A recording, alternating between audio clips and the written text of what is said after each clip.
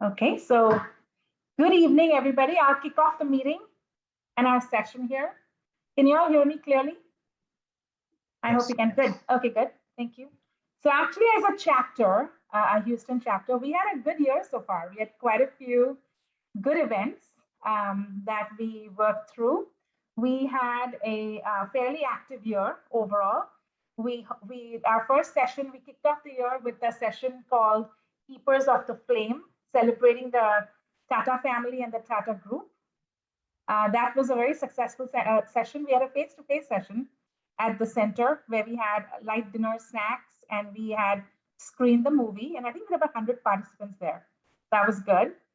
Then one of our initiatives this year was to get a lot more youth engaged in WZC. So with that, we sponsored 2 youth events. We sponsored a youthpreneur program where we actually sponsored 8 kids for it. And then a young investors program where we sponsored 4 kids. And both these events were hosted and chaired by WZC, the national chapter, and we actually took part as the Houston chapter, but had a good active participation there. And they were very successful. The kids loved it, learned a lot from it. Yeah. Learned a lot from it. And after that, we also sponsored an event at the Z Camp. We had so the Z Camp is held in the end of July usually, and there were about 35 youth there attending the camp. We had a program on the UN sustainability initiatives and our Zoroastrian businesses that have businesses around sustainability and what they do and how they're growing those businesses. So that was an extremely interesting session. And now we have MEHTA here, who will be sharing his initiatives today. Also, overall, just as a protocol, please put your mics on mute. If y'all could all go on mute, please. And we will be having a Q&A session at the end. If y'all can type your questions into the chat box, we will read them out. Right? So I will turn this over to Rustam now.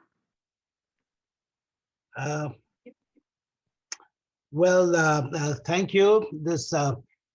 I don't know what to say. Good morning, good afternoon, good evening, wherever you are. Welcome, and I'm glad that you're here. Like many of us, MENOO came to USA in 1985 to pursue higher education and subsequently earn a Master of Science in Finance and a Master's in Business Administration. With over 30 years of experience in the medical device manufacturing industry, MENOO is currently the president and CEO of Phoenix Healthcare Solutions. It is a leading US FDA registered manufacturer of various medical devices and alcohol wipes. As long as I remember, maybe 15, 20 years back, I already knew that MENOO had a strong background in the healthcare industry and in business transformation, and that he traveled extensively to China. That's all I knew. Then suddenly later on in year 2011, I found out that he was instrumental in locating his 75,000 square feet manufacturing facility from China to Navi Mumbai, India. It must have been a marathon task, but somehow he made it happen. Currently, Phoenix manufactures diabetic disposables, wound care products, alcohol prep pads, antiseptic and industrial wipes, blood and safety lancets, lancing devices, nebulizers, digital thermometers, pulse oximeters, steam vaporizers, blood pressure monitors, and much, much, much more. I'm not going to tell you everything that they manufacture.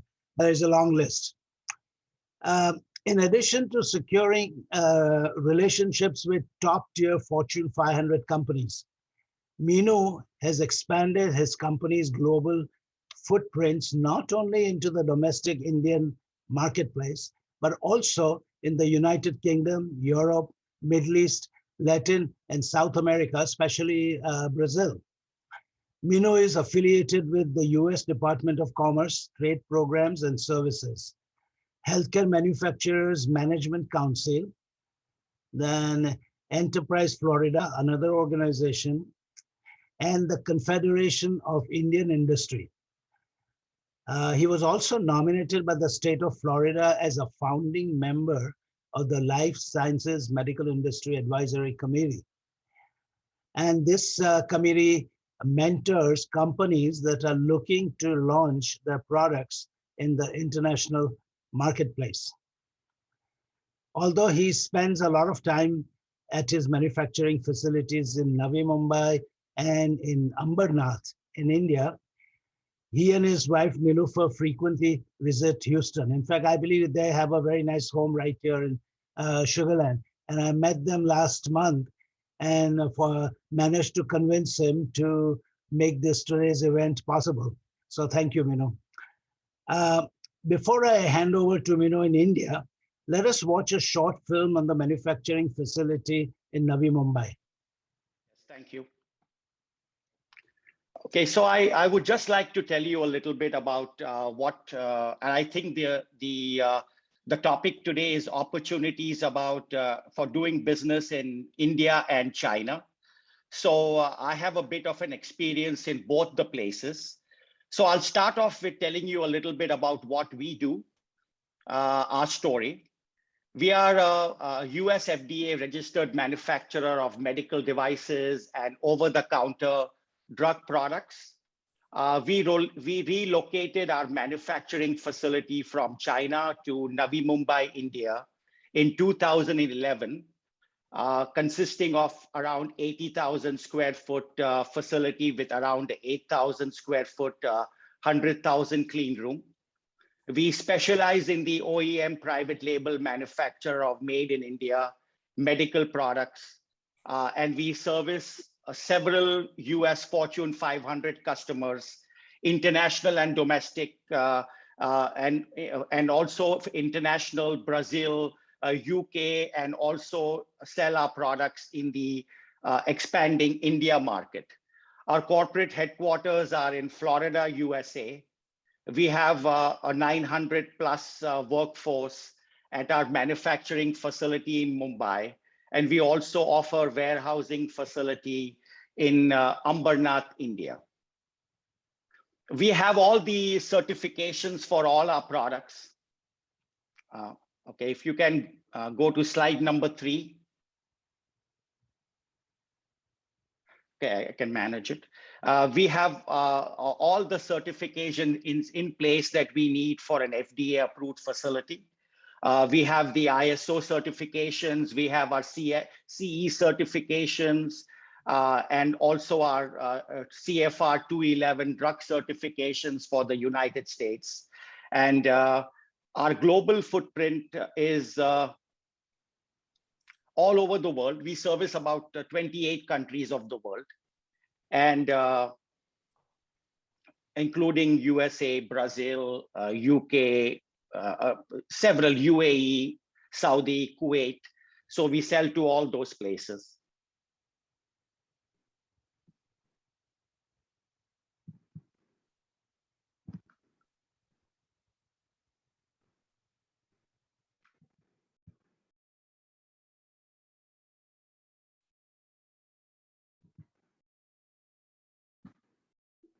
Did we lose Mike?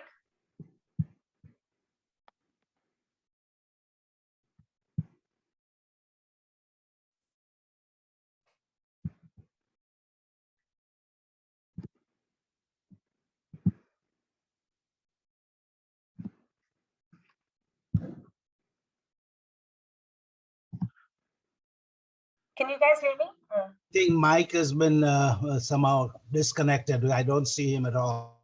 Yeah, I think he's having bandwidth issues, so let's just be patient there, please. Okay.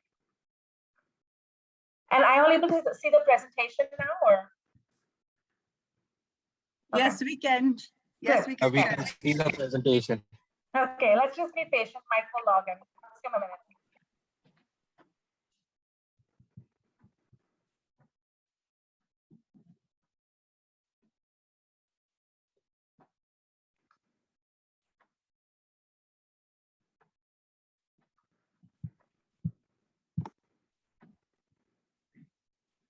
Can you hear me, everybody? Yes, now we can hear you. Welcome back. Okay. Thank you. Sorry about this. I don't know. I'm going in and out.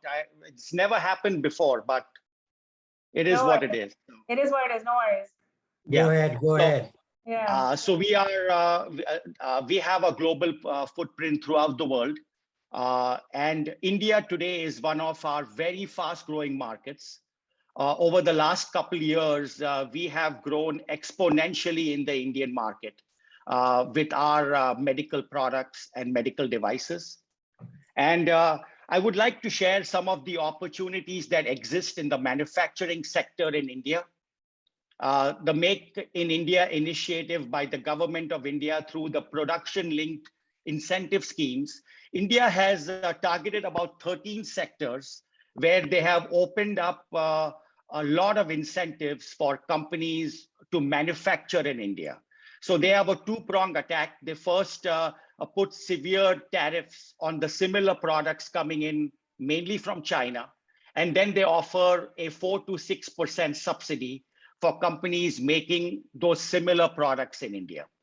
So the medical devices sector is one of the sectors that has been targeted, and that has thrown up exponential growth in India for the manufacturing of medical devices. The demand is just skyrocketed.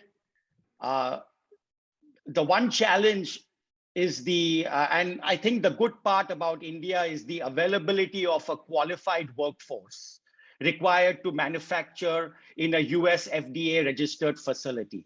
If we have to compare vis-a-vis China, where we had our original facility, the availability of skilled workforce in India is far better than what we found in China. So that has been a major plus for India. And India today is only the fourth largest market for medical devices, following China, Japan, and Korea. So you can see the opportunity that India has to offer to, especially in this market segment. And of course, like everybody knows, the ability to scale up business in India is tremendous.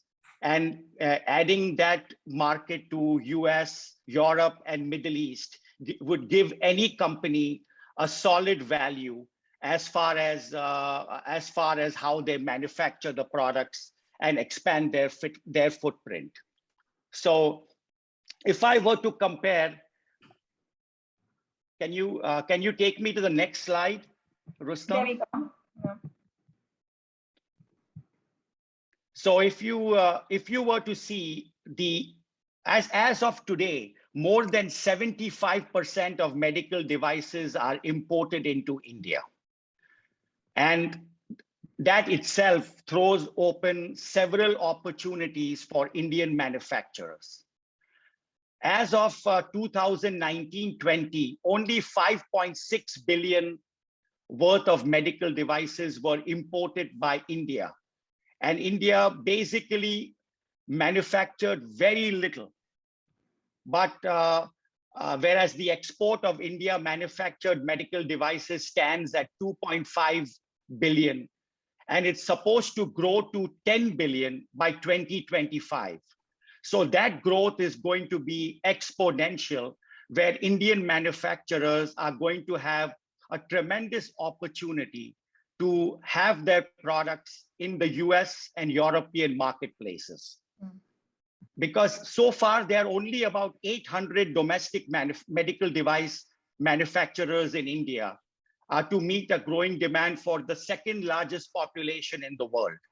So if anybody is looking to set up a medical device manufacturing facility, India is definitely to be considered, because more and more of US companies are looking for an alternative to China.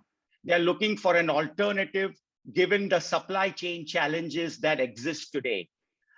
Just for everybody's information, we used to pay around $6,000 for a 40-foot container to ship from India back to the US.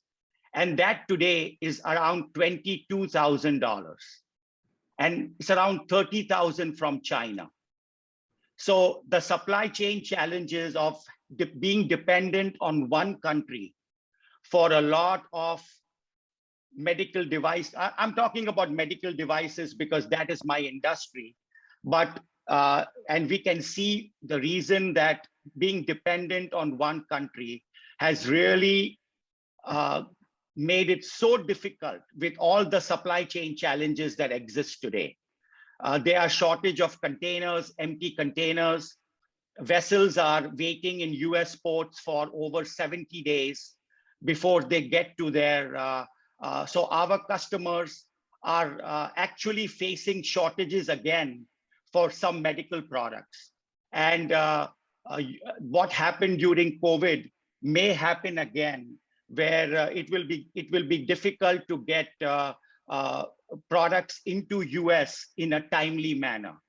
So basically, if you see, India is offering a second frontier to China, where it would come to manufacturing of these medical devices and other such products.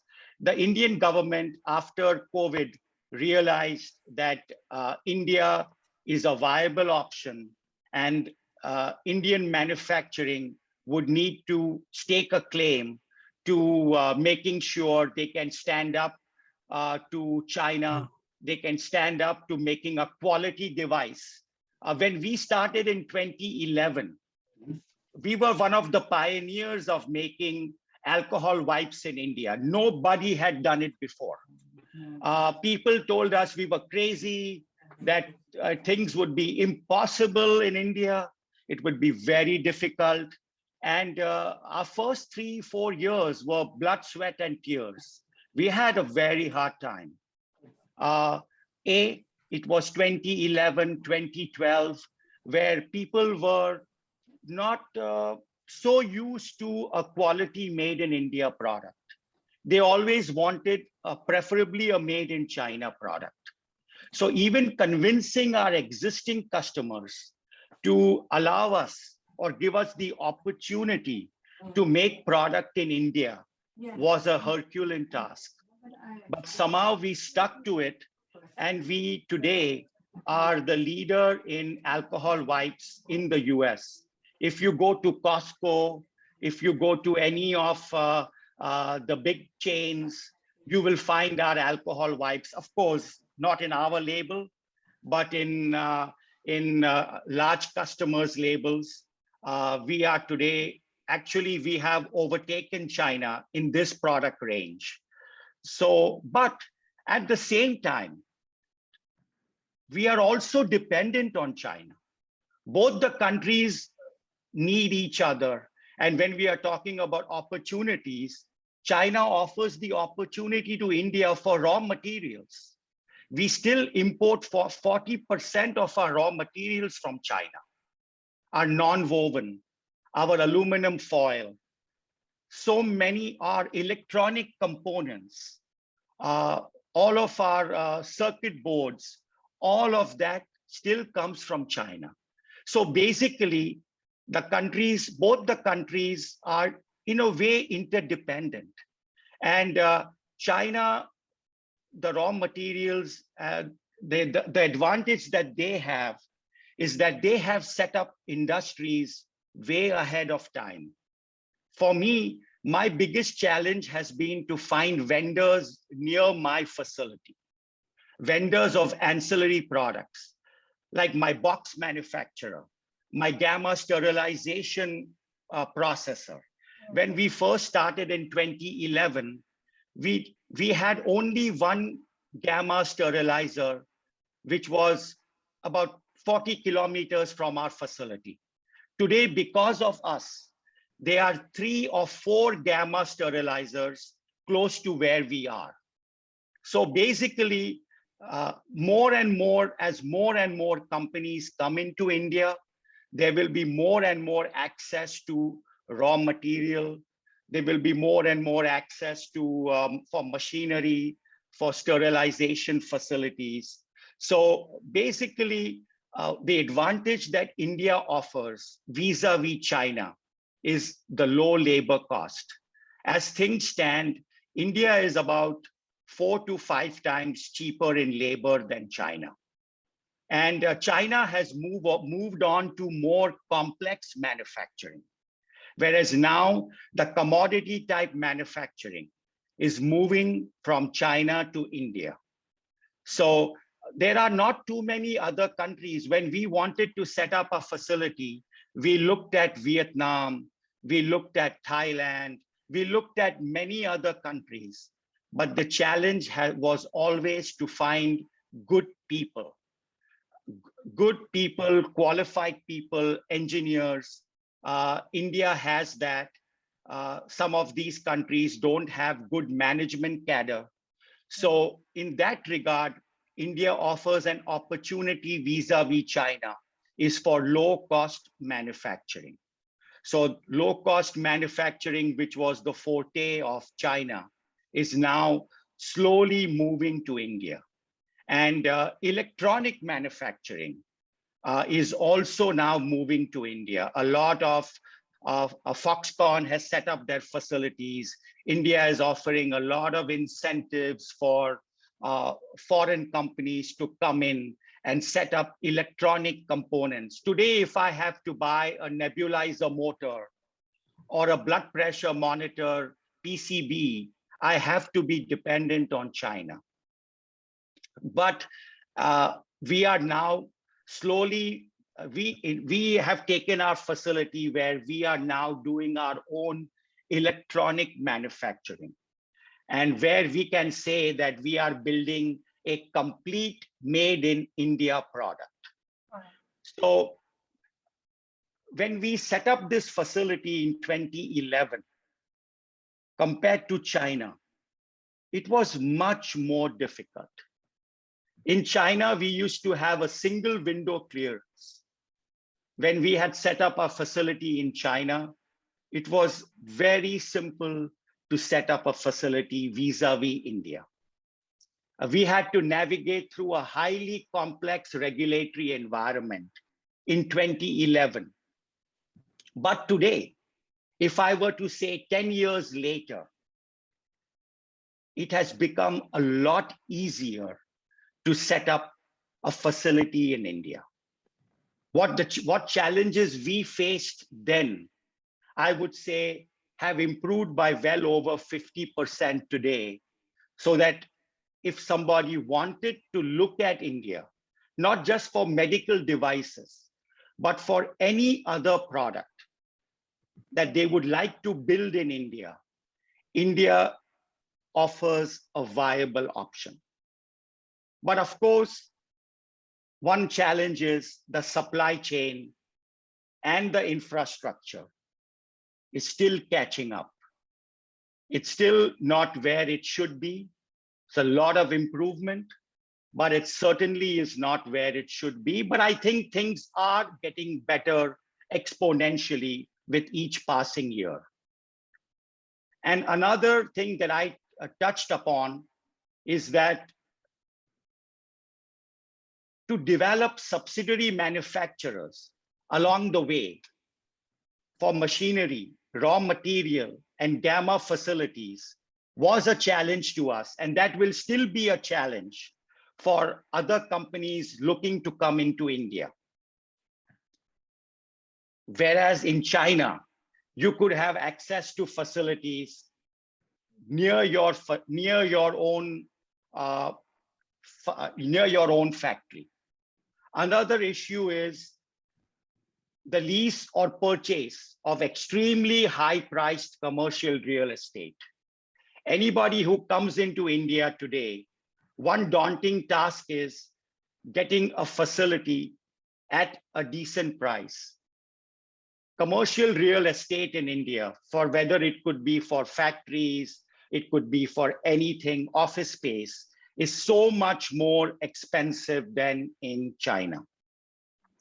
And another issue is in India, you have to be ready to work without any financial incentives or assistance for international and EOU companies. So you're pretty much on your own. When you come in, you better make sure you have your financing in place. you have basically all of your ducks in a row, so to speak, because to get assistance for setup would be extremely hard until and unless you're a major corporation like Tesla or Apple or one of those people.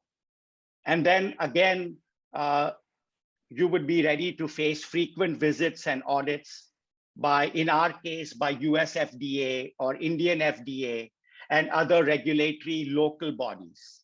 There is a lot of local bodies who like to come in and do inspections and checks. And so you have to be ready for all of that.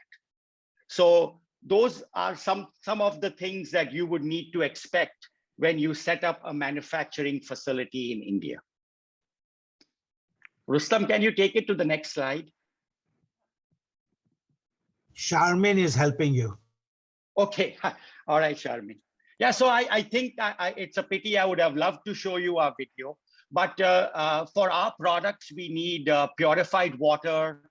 And so we have a very extensive water purification system process, a two-step RO process where we purify our water, set to pharma standards. So all the wipes that we supply in the United States are all with USP grade water, USP grade material, USP grade isopropylene alcohol, and all of that good stuff.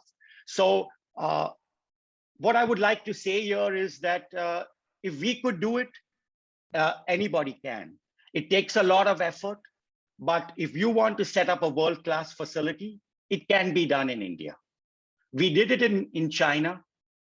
It was a little bit easier than in India, but today India also offers an opportunity for companies who would like to come in and set up their operations in India. So, I mean, if I know that we are running late, but I think if anybody has any questions, if they would like to ask me anything. Charmin, I think we have enough time. If you can show maybe the other slides as well as Charmin, do you think you can run that video that we couldn't earlier? I'll try. Yeah, I'll try for the video. You want to go through the other slides? Meenu? Yeah, sure. The slides. So we have a clean room. We have a 8,000 square foot clean room where all the wipes are made inside a clean room. For everybody who is in the US, you have to feel very good. The US FDA is very, very particular about products that come into the US. Even an alcohol wipe, which we think might be a simple product, is extensively, we have to provide extensive documentations to the FDA. We face, every 2 years, we face an FDA audit. So it's something that we have to stay on top of. We have our quality processes in place. And the one advantage that India offers is we have a 55% quality team. And India has access to some of the very best quality engineers. So for that, we feel blessed that India really offers us access to good quality engineers and technical people for us to be able to run our facility in a seamless manner and meet with all the US and European Food and Drug Administration requirements. So if you'd like to take the new slide. Yeah. So when we first started in 2011, we were just a export-centric company. We were what is called an export-oriented, 100% export-oriented unit. Whereas by law, we had to export 90% of our products into the United States or export them somewhere. But in our case, it was the United States. In 2017, when I became the CEO, I realized that the domestic Indian market offered such great opportunities that we had not tapped. So once we established our business back up in the United States on the alcohol wipes and other wet wipe products, I decided to aggressively manufacture devices for the Indian market. That's when we decided to do our own molding, our own injection molding. We made our own molds. We started making products, and this is, mind you, pre-COVID. We made nebulizers, pulse oximeters, digital thermometers, blood pressure monitors. Now we make an air mattress. We are going to make nano steamers with UV lights, suction machines. And during COVID, because of what we were doing, we were one of the few Indian manufacturers which was able to help India provide our kind of medical devices to the Indian masses. During COVID, it was very, very challenging in India. As you may have known, the second wave was brutal. But we kept our operations open. It was a huge responsibility for me as the CEO to make sure that my people were safe. And that was my biggest challenge and my biggest, I would say, something that would keep me up at night. But somehow we got through it. We didn't suffer, thankfully, any loss of life among our people. Though we had about 10 employees who lost their family members. But India, there were only 2 manufacturers other than us who were making these products in India. Everybody else were importing these devices from China. And that is when the Indian government realized that they had to ensure that companies like us got a fair deal to make the products and make them cheaper than products that were imported in from China. So now all of the medical devices are coming under the drug and medical device registration category in India. So you cannot sell a product like mine unless it's registered. It goes through all the quality requirements in India. Earlier, anybody could bring a medical device into India. It could be made in a garage somewhere. But today, after COVID, all those things are changing. So because of that, it throws up even more opportunities to scale your business, to make it more India-centric as well. So when we started in 2011, 95% of our sales were back to the US. Today, 60% is in the United States and 40% is coming out of India. So our India business is growing 70 to 100% year over year. And very soon, we are forecasting that our India business will overtake our US business just because of the marketplace opportunity in India. Today, every household in India has not 1, but 2 or 3 nebulizers, thermometers. Each Indian has a blood pressure monitor, or that's what they strive for. So the opportunity in this space, in the medical device space in India, is huge. And that is why there are many companies, even from China now, who are thinking of coming and setting up their own facility in India, because to import a medical device from China, I say China because primarily medical devices come from China, especially the consumables, are now going to be very difficult to bring in because the government of India is determined to have a make in India product.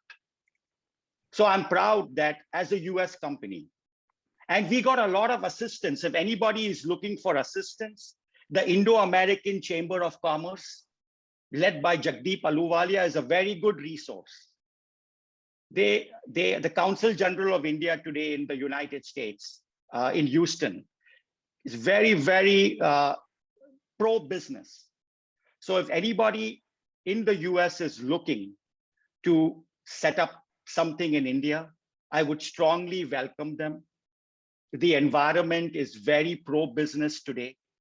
And especially after COVID, the government of India is determined that India should make as many, not just medical devices, but as many products as possible. During COVID, I'll just tell you a very funny story. In the hand sanitizers, India, we had the formulations for the hand sanitizer because they come with either isopropylene alcohol or ethyl alcohol. But India didn't have anybody making the bottles with pumps. So there was a shortfall there. All that was still coming from China. So those are the things that they are trying to close the loop and try to get some of these things now made in India. If you want to go to another slide. So we have our own flexo printing machines. This way we control our own destiny. All of our printing is done in-house. Earlier, we would have to bring in a pre-packaged product with the customer name from China, and that would expose us or our customers to, to competition. So we brought all of that in-house. We have our own flexo printing machines where we do all of our own flexo printing manufacturing. So my suggestion to somebody is if they're looking to come in, they need to ensure that they can make a product as completely as possible in the country of origin. If you are making something in India, you got to be able to make it as much as possible in India with raw materials, with components, with packaging. It's only then that you can be successful in being a viable business and in competing in the US marketplace. So, so quality is a given. It's something that we never compromise on, especially that we are a US FDA facility. And then, of course, like I said, ensuring that we buy components, we buy raw material from qualified people, but try to close the loop where we can make everything in-house and do everything in India. And that's what I'm striving for as the CEO of my company. Earlier we were importing 70 to 80% of our raw materials and components mainly from China. We used to import some from Taiwan, but mainly from China. Today we are down to 40. And by next year, we are going to be down to 20. So those are the things that we are focused on. And those are the things that a company that wants to make product in India needs to be focused on, that they need to ensure that they can control their own destiny. So this in short is pretty much what I wanted to talk about my company, and then in turn talk about the opportunities in India. And of course, earlier our opportunities in China. China is still the role model for everybody to follow. So regardless of what anybody says, China is still the beacon that people follow. They have done things wonderfully to have their economy come to where it is. But now I think India is emulating that model, and India is moving in that direction. So in a nutshell, that is my presentation. Sorry for all the challenges with the video and the audio, but so this is what I wanted to talk about. MEHTA, this was a very fascinating presentation, extremely inspiring, and you made us so proud. Thank you. So proud to listen. So proud to listen to you. I'll try and give the video a shot. Okay, so I'm going to stop sharing for a bit. I'm going to try and turn the video on, and I'll go back to sharing. And if it works, it works. If not, we'll go to Q&A. Okay. Okay. Thank you, Sharmi. You're a lifesaver. No, it's all good. It's a team effort.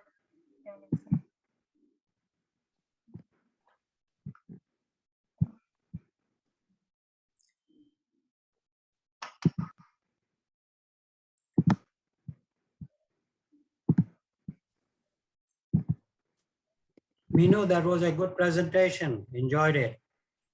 Yeah. Are you showing the video, Sharmeen, or are we open to I questions? am. I'm actually trying to share the video. Just 1 minute. I'm going to try. Yeah, whenever you're ready, I have quite a few questions for. Oh, excellent. Okay, let me just try and share the Sharmin, you may want to first turn on the video and then share the screen rather than Yep, go yep, on. yep. 1 minute. Let me just actually, let me get to screen sharing here. I don't think the audio of the video will work, but it looks like the video is, okay? So.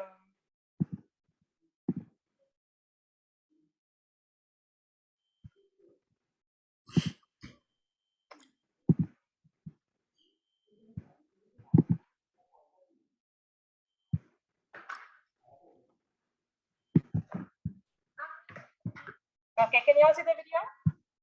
Yeah. Okay, I think the audio is not working, but the video is. We can see the video. Okay.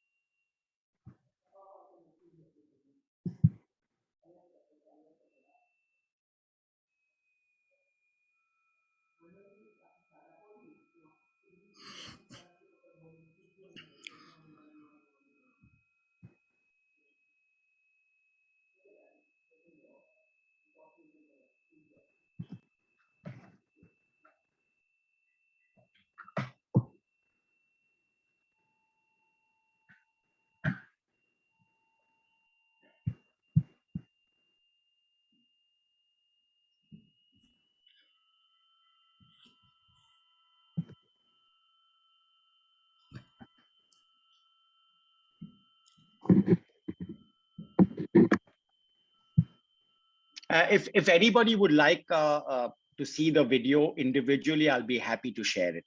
Not an issue at all. I think we'll share your link when we send out the note again.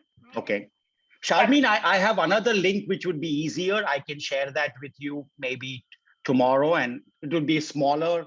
I think it would be easier to open it for people. Sounds good. So, yeah. But this is a beautiful view of the manufacturing facility overall. Thank And you. everything that you got. We have set the facility to US standards. Everything is to US standards, our facility, our building, our cleanliness levels, all of that. So Okay. I'm gonna stop sharing. thank you, Sharmeen. Thank you for that. Most welcome. I think we'll open up. I've stopped sharing, right? Can you all see Yes. my desktop? Okay, good. Okay. I just want to make sure I'm not accidentally sharing something else. I shouldn't share. No. So okay. So I think we'll go to Q&A now, and the way we will do the question and answers is if y'all can type your questions, or why don't we do this? Since it's a smaller group this time around, we will go ahead and open the floor up to questions, so y'all can actually personally ask questions to me. Does that sound good? So Yeah, that's good. Yeah. And from a moderator standpoint, I think if somebody is not getting their questions through, feel free to just call out. I see, you got a lot of good comments there in the chat box. Thank you. Great presentation, and then also very proud of you. Good luck. Thank you. Thank you all. Thank you. I'm so proud to be a member of the Zoroastrian community, and it's such a great community in Houston and of course all over the US. So that's very proud. So I think we had Adel, Adel, was that you who wanted a question? Yeah, go ahead. Okay. And everybody else can just go on mute, please, if you don't mind, while the Q&A session's going on. Yeah, Minu, thanks for the wonderful presentation. And having a manufacturing background, I found it very, very interesting. We were exporting to China and thinking of putting up a plant there, and we had companies in India and China. So the whole thing was very interesting to me. If you were well established in China, what problems were you facing to even make you think about moving from there? Was Okay. it theft of intellectual property, or competitor sort of stealing everything from you and starting shop next to you, which is something that we had experienced, or something else, Yes, I think it's a combination of everything you spoke about. We suddenly started seeing our products appearing at different trade shows. Our patented products made by some other people would be in some other Chinese manufacturer's display case at big trade shows that we also attend. And number two, Adel, because we were into low-cost manufacturing, mine is more commodity type manufacturing, volume-based. We had started seeing the cost creep in China in 2011. And at that time, I was the director of sales for my company. And our ownership, which I was our board, which I was a part of, decided that they were very, I would say, forward thinking. Mind you, nobody had thought about India in 2011. This was pre-Modi days where anybody thought of India like, oh, I don't know if India it's got all these challenges.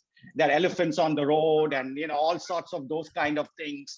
And basically, we felt that the cost creep in China would be so horrendous that all our margins would evaporate. And so that, along with ensuring that our intellectual property, it's not 100% safe in India, but it's certainly a lot better than it is in China. So those were the reasons why we started exploring different markets. And the ownership really wanted to move to Vietnam. But at that time, I was the idiot in the room that said, oh, I'm from India. Why don't I give it a shot and go into India? So the board said, okay, Mike, that's fine. You can go into India, but you know what's at stake. There's going to be a lot of money in there. You better make it successful, or you know what's going to happen. So I said, yes, I think India might be ready for something like this. And I'm so glad we went then because it took us 4 years to really understand the landscape, to understand what it is to be successful in India. It's a different mindset, a different experience. So it took us that long to get set there, understand the system, understand how to do manufacturing there, have our ancillary business grow around us, packaging. I'm so glad. I think the biggest thing that I feel good is coming from India. I've been able to offer employment to at least 900 Indians, plus another probably 5,000 people from the packaging to different raw materials to silicone. So we have seen that as we are now growing, more and more ancillary companies are starting to come around us. Just because of us 2 more sterilization facilities set up in Navi Mumbai or close to Navi Mumbai. So those are the things, and now we are now ready to handle the post-COVID things that the government of India is throwing. So we are one of the pioneers. So when we registered our products in India, we were the first company to register our nebulizer and our blood pressure monitor and our thermometer, because we already had our site master files, our quality system in place.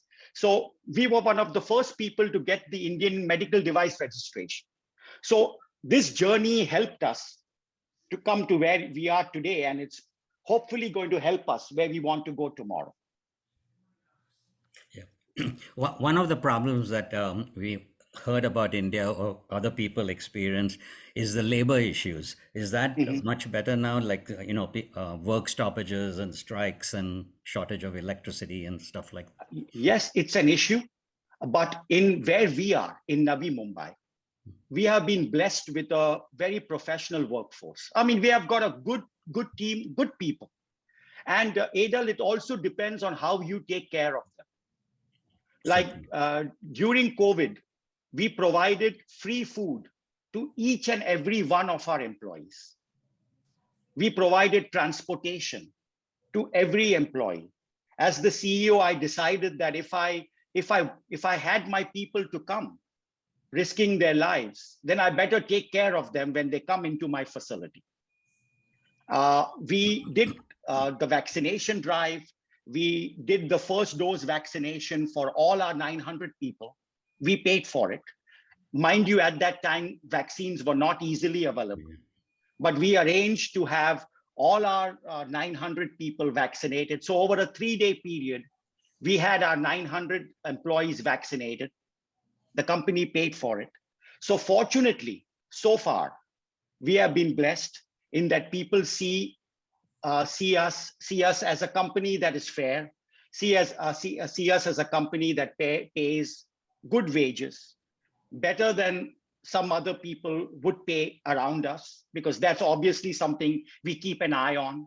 We don't want to lose people to our competition or to other industries. Right. So overall, we have experienced so far, we haven't experienced any labor issues, but that's not to say it doesn't happen. Well, in some parts of India, especially the north of India, it's extremely prevalent with what happened to a Maruti facility, as you may have read, where they had kidnapped the general manager and then killed him or whatever. But so far, frankly, we have not had any of those issues, and we trust that we will continue to do that to not face any issues as we go forward. So wonderful. I'm sure you're considered a hero in your company, and that's good. So a request that we would like to, as you know, WZCC is our motto is to encourage people to become entrepreneurs. We would like to set up possibly a visit to the plant, the Bombay chapter. We'd like to put you in touch with the Bombay chapter, and maybe get some of our youth to visit your plant so they can physically see what is going on. Generally speaking, during COVID, we have not been welcoming after people, COVID. But I'll make an exception. No issues. I would love to see more Zoroastrians in Mumbai get an opportunity and start their own businesses. So I'll be happy to. Please feel free to have them get in touch with me, and I'll be happy to set that up. With that might even come a request for some internships, like from during summer. Yeah. See, I have tried to see if any Zoroastrians would like to work in our facility, but we are in Navi Mumbai. Right. And most of the Zoroastrians live in the south part of Mumbai. And so I don't know if they like to commute or if they like to move to Navi Mumbai. So, but if there is some opportunity, especially in quality, we offer several internships. Yeah. We're always looking for good, or even engineers, production engineers, research and development engineers. We offer those opportunities. So I'll be happy to extend it to somebody who would be looking for it. We are actively working to find employment to a lot of the people who lost jobs during this COVID. Okay. And we actually have a group focusing on just helping people look for jobs. So sure. I'll put them in touch with you if you have any openings, vacancies. I'm sure we can take. Absolutely. Rustam has my contact details, so please feel free to take it from him, and I'll be happy to to show them around. Not to monopolize this questions, but lastly, we have an AGM coming up on January 7th to 9th in Pune. Mm-hmm. A global AGM, which has not been cancelled yet. So if it's not cancelled, I'm sure Rustam's going to be there. I'll be there. And we would like you to participate in that if possible, Sure, I'll be happy to. Yeah, okay. Sure. Thanks. I won't take more of your time, Sharmi. Thank you. All right. I wanted to call out a couple of other things. So some of the questions I'm seeing on the screen here in the chat. One of the questions is saying it's encouraging to know that the regulatory environment has improved tremendously, but has there been any change in the level of corruption that you have had to deal with? And that's a difficult question to answer, but I thought I'd put out there anyway,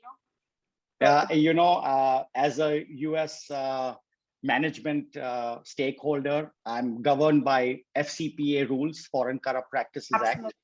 So we absolutely, given we are a US company having presence in India, we absolutely do not even touch that issue as far as we are concerned. Everything has to be above board. Obviously, there is still an issue. It's a country that is growing, just like in some of the developing countries. But one thing that Prime Minister Modi has done very smartly is that he has reduced the touches with individuals. More and more of the interaction is by video, is by documentation online. Most of the documentation now is online. If you wanted to start a facility or wanted to set up a business in India, it would take you to get registered might take what I've taken you 6 months earlier. It's now down to probably a month. I mean, I don't know the exact, I'm just giving you comparison. Yeah. And that has been with people who now do everything online. You don't have to go and meet somebody at any office unless it's absolutely necessary. So when that happens, as you know, automatically that situation is, much better from that standpoint. Yep. But we have been very clear from day one that we operate our business with US standards. We will not participate or even entertain any such requests. It could have been harder, but in the grand scheme of things now, people understand. Do you want a company offering jobs to 900 people and another 5,000 people dependent on that business? Or do you want them to pack up and leave? So more and more of that mindset is coming in. So hopefully we continue to see an encouraging trend in that regard, is all I would like to say. That's great. Then one more question came through is exceptional presentation. Thank you, MEHTA. And in manufacturing, is it still very labor intensive overall, or are you seeing automation becoming more common and prevalent? I think India is still more labor intensive because I touched in my presentation, the labor rates are at least 4 or 5 times cheaper than that in China. Labor is plentiful, easily available, skilled labor, semi-skilled labor, unskilled labor. So, but India is progressing into, even in pharma, they use a lot of labor. So India is more, at this point of time, attuned to more labor intensive manufacturing. Like my facility is still very labor intensive. So for me, I feel good that I was able to relocate my facility at the right time to India, so that I can keep my contribution margin, I can keep my margins to a level where I'm still competitive in the United States. So I think India still offers a lot of opportunity for labor intensive industries. And it's interesting that you said that it was just amazing. You said that labor in India, you felt was more talented than in China. So that was good to hear too. Yeah. That was good. I think Rustam had a question. I saw Rustam's hand raised. Rustam, do you have a question? I saw your hand go up. No? Okay, never mind. I had a comment for Mike. MEHTA, I've known you for many years, and you have grown into a CEO's shoes, and I congratulate you. Thank you, Jamshed. Thank you. It shows. Thanks. Thank you. MEHTA, Rustam, I have a question. I know that you are all into the health sector, and so you're mainly talking about your particular industry. But can you tell us a little bit what other industries you think have a lot of opportunities in India besides your healthcare industry? I think some of the industries that I would think that have got a lot of potential are those linked to the production-linked incentive schemes that the government of India is offering. I think they're offering it to 13 sectors. Automotives and automotive components is one of them. Aviation. I would think food processing is one. Pharmaceuticals, of course, India has been very strong in pharmaceuticals. Telecom. India used to import pretty much all its mobile phones. But after the production-linked incentive scheme and so Indian government has given you the PLI scheme, at the same time raised tariffs on the same products coming in, mainly from China, of course. So that has made the the landscape even more beneficial to set up telecom manufacturing in India. I think today, I don't know, but there are over 200 mobile phone manufacturing facilities in India. All those companies that were making mobile phones in China, in other countries, have all come in and set up their own manufacturing in India. Because simply for the fact that if you're getting 4 to 6% subsidy back from the government of India on your sales, and getting some incentives on capex, that makes it very attractive on your margins to make those products in India. So I would think food processing, I would think textiles, I would think any kind of white goods like AC components. All of the AC components, again, were primarily coming from China, with the government of India giving the PLI scheme on AC components. Now, most of the AC components are made in India. So I think, and medical devices being one of them, electronic hardware being one of them. So all these are sectors, I would think, in India that have tremendous potential over the next decade.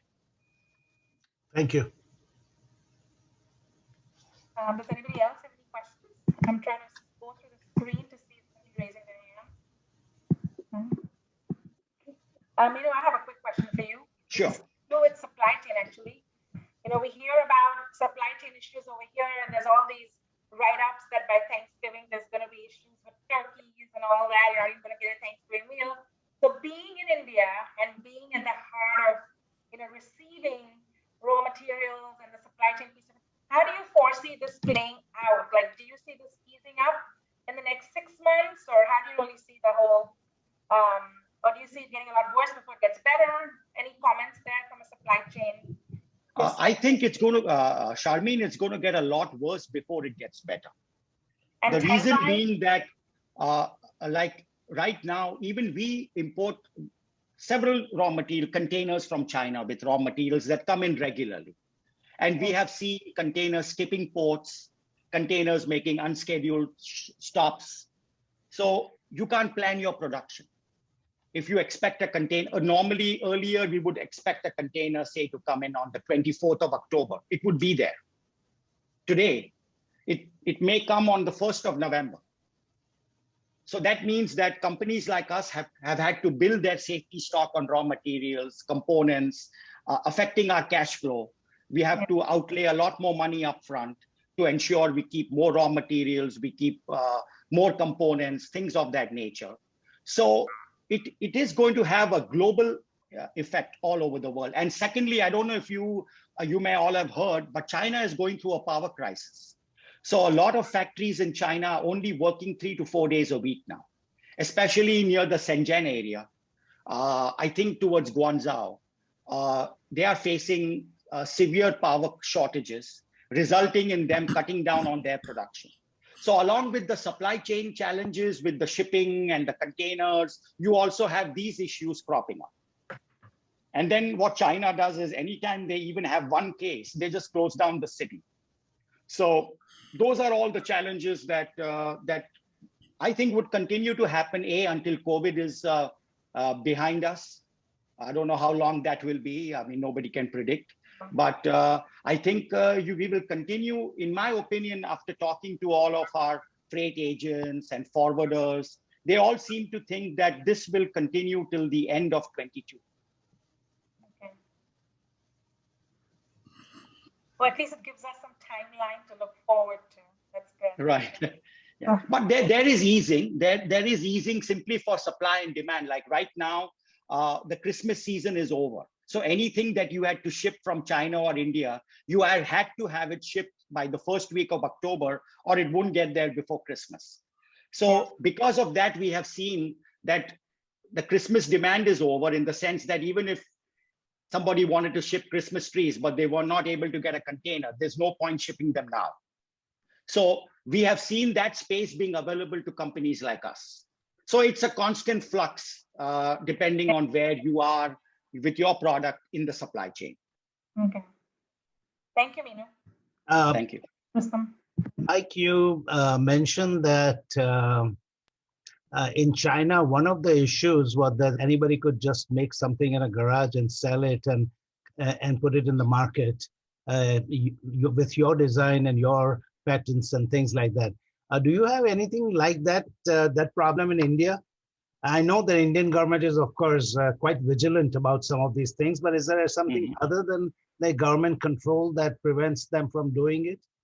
No, India has decent, India wants to get part of the international community, so they are very tight on patents, or they are trying to be very tight on patents and trademarks and all of that.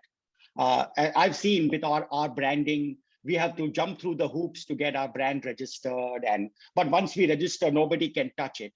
It's still challenging. We got to be vigilant, but it's a lot better than what it would be in China. It's still something that it's anything that's your intellectual property with your company, no matter where you are, you have to be vigilant and protect it and do everything you can to protect it. But it is certainly a challenge in India too, but less of a challenge than I would say in China. It's interesting. Okay. I think let's take one last question because we're out of time here. Anybody has any? I'm trying to scan here to see if anybody's raising their hands. No? Okay. MEHTA, we'd like to thank you very much. You make us extremely proud. Oh, thank you. Absolutely, it was so great talking to you and learning about, your venture, and the facility looks fantastic. And just very, very proud, and thank you so much for your time today. I think we all learned a lot from you, actually. And would love to, Adel is right, when we come to India, would love to meet up and see the facility. Absolutely. Any one of y'all would like to come and visit, please let me know. I'll be happy to show you around, so. Yep. I'd also like to take this time just to thank everybody who's on the call today. As I was scanning through to see who was on, I saw a lot of new faces. Katie Auntie from Austin, thank you. And then, there's Kersey, there's Kailmaz, Lila. So just want to thank, and a lot of Nazneen, a lot of new faces that have joined us today. Kashmira, Bill, Mike, Sam, Shaki, and Jamshed. So thank you guys. Thank you all so much for joining us this evening. This was an amazing presentation. And have a wonderful evening ahead. Thank you very much, all of you. Thank you for the opportunity. Have a wonderful evening and go Astros. Yes, absolutely. Yeah. Astros. Thank you, MEHTA. Thank you. Thank you very much. Thank you, Thank you MEHTA. all. See Thank you. Bye, Ustam. Bye-bye. Thank you. Bye, Charmaine. Thanks. Thank you so Bye. much. See you all. Bye. Bye-bye. Bye. Bye. Bye. Bye.